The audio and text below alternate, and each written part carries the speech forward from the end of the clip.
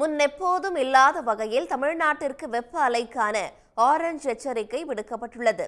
வெப்ப அலை என்றால் என்ன, அது எவ்வாறு கணிக்கப்படுகிறது என்று இந்த தொகுப்பில் பார்க்கலாம்.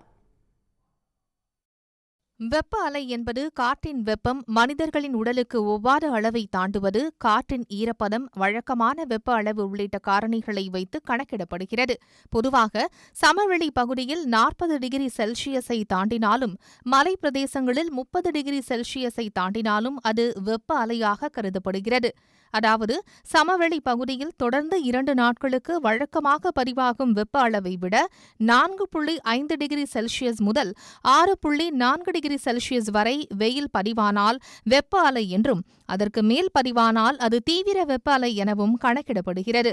கடற்கரை பகுதியை பொறுத்தவரை இயல்பை விட 4.5 டிகிரி செல்சியஸ் வெப்பம் பதிவானால் அது வெப்ப அலை என கருதப்படுகிறது.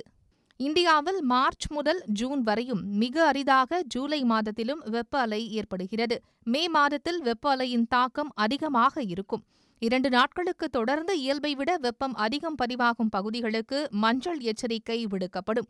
இந்த வெப்பம் மனிதர்களால் தாங்கிக் கொள்ளும் அளவுக்கு இருந்தாலும் உடல் உபாதைகள் இருப்பவர்கள் கவனமாக இருக்க அறிவுறுத்தப்படும்.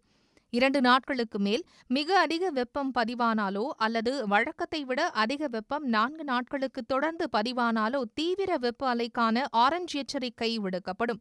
இந்த நாட்களில் உடல்நிலை சீராக இருப்பவர்களுக்கு கூட வெயிலில் அதிக நேரம் இருந்தால் உடல் உபாதைகள் ஏற்படும் என எச்சரிக்கப்படுகிறது.